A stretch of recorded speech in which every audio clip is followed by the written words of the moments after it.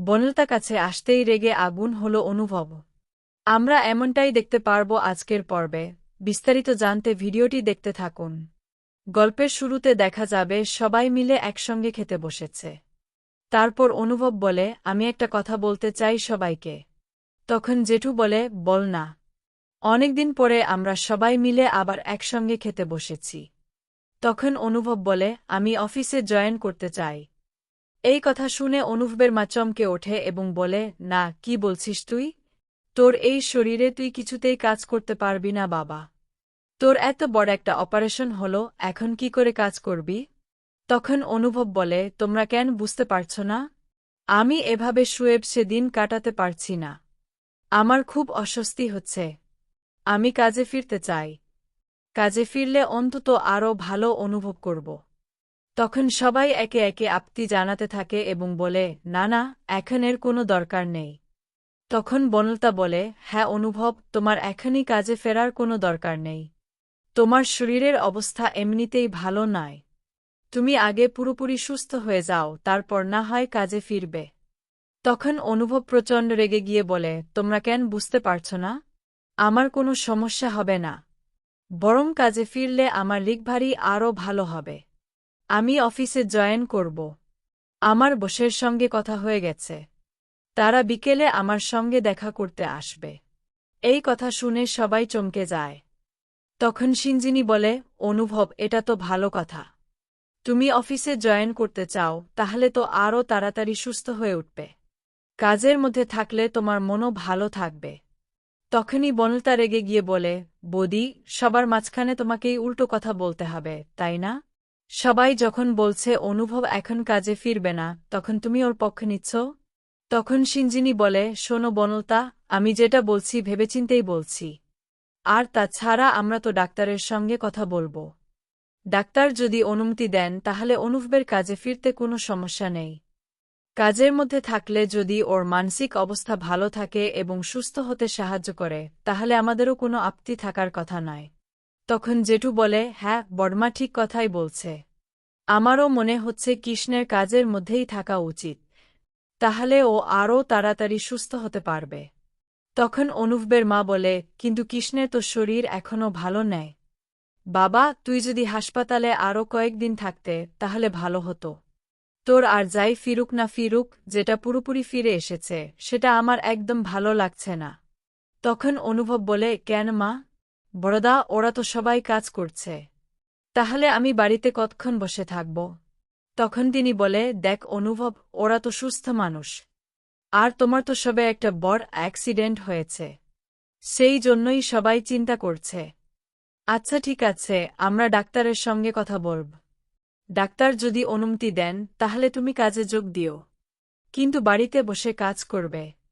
এখন অফিসে যাওয়া একদমই চলবে না। তখনই অনুভব বলে, ঠিক আছে। আজকে বিকেলেই তো ডাক্তারের কাছে যাওয়ার কথা। তখন ওনাকে জিজ্ঞাসা করে নেব। তখন বনলতা বলে, ঠিক আছে। তারপর সবাই মিলে ডাক্তারের কাছে চেক আপ করাতে যায়। এদিকে ডাক্তার সব শুনে বলে, এটা তো খুব ভালো কথা। আপনি কাজে ফিরতে চান, তাহলে আপনি আরও তাড়াতাড়ি সুস্থ হয়ে উঠবেন। এখন আপনি অনেকটাই সুস্থ। আপনার মাথার আঘাতও ধীরে ধীরে সেরে উঠছে। তারপর অনুভব বলে, ডাক্তারবাবু, আমি কি অফিসে গিয়ে কাজ করতে পারব? তখন বনলতা সঙ্গে সঙ্গে বলে, একদম না। কি বলছো তুমি? ডাক্তারবাবু, ওকে অফিসে যেতে একদমই অনুমতি দেবেন না। কারণ এত চাপ নেওয়া ওর পক্ষে সম্ভব নয়। তখন অনুভব বলে, তুমি কেন বুঝতে পারছ না? আমি তো শুধু বলেছি কাজে যোগ দেব। ডাক্তারবাবু বলেছেন কাজ করতে পারি। কিন্তু অফিসে যেতেই হবে এমন তো নেই। তখন বনলতা বলে, কিন্তু অফিসে যাবে কেন? বাড়িতে বসেই কাজ করবে। তখন অনুভব বলে, তুমি এভাবে প্রতিক্রিয়া দেখাচ্ছে কেন? তখন ডাক্তার বলে, শুনুন, আপনাদের শান্ত হওয়া দরকার। আপনি যেভাবে ওনার সামনে উত্তেজিত হচ্ছেন তার কোনো দরকার নেই। এখানে এত রিয়াক্ট করার কি আছে? তারপর ডাক্তার অনুভবকে বলে, হ্যাঁ, আপনি বরং আগে বাড়ি থেকে কাজ শুরু করুন। তারপর যদি দেখি আপনি ভালোভাবে সব সামলাতে পারছেন এবং আপনার শারীরিক অবস্থার আরও উন্নতি হচ্ছে, তাহলে পরে অফিসে যাওয়ার বিষয়টা ভাবা যাবে। কিন্তু আপাতত বাড়ি থেকেই কাজ করুন। তখন অনুভব ডাক্তারের কথা মেনে নেয়।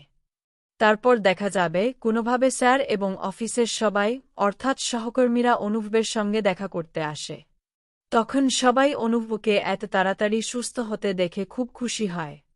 তারা বলে, অনুভব, আমরা ভীষণ খুশি। এত বড় একটা অ্যাক্সিডেন্টের পরেও তুমি অনেক দ্রুত সুস্থ হয়ে উঠছ।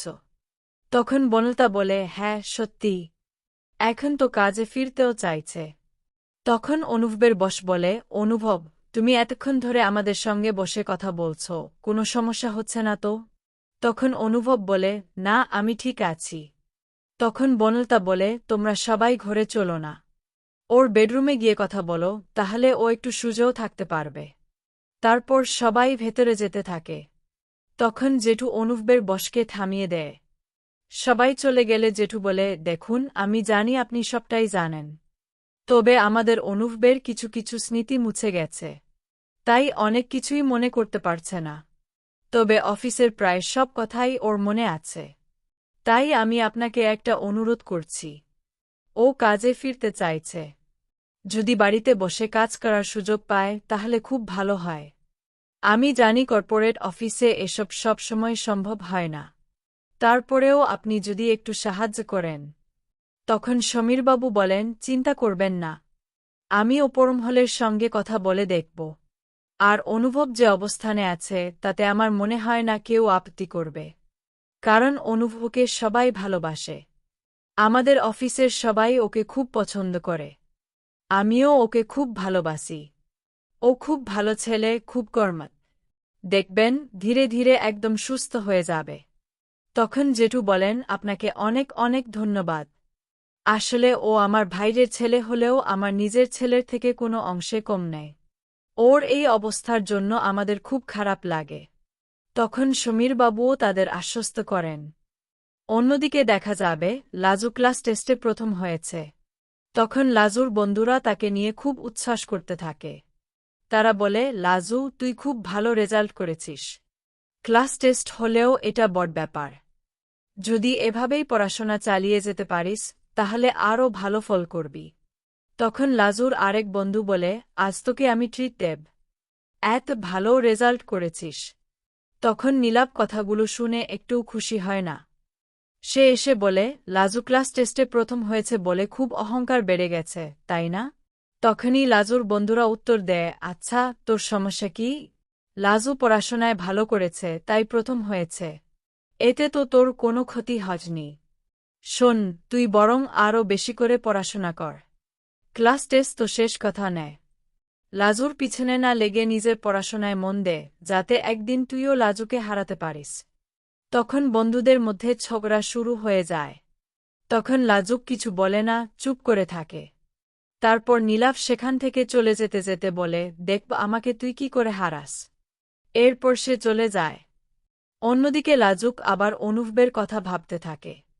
মনে মনে বলে, মানুষটা এখন যদি জানত যে আমি ক্লাস টেস্টে প্রথম হয়েছি তাহলে বলতো, লাজুক, একটা পরীক্ষায় প্রথম হয়ে এত মাতামাতি করো না। সামনে আরও কঠিন পরীক্ষা আসছে, সব পরীক্ষাতেই ভালো করতে হবে। এই কথাগুলো ভাবতেই থাকে লাজুক।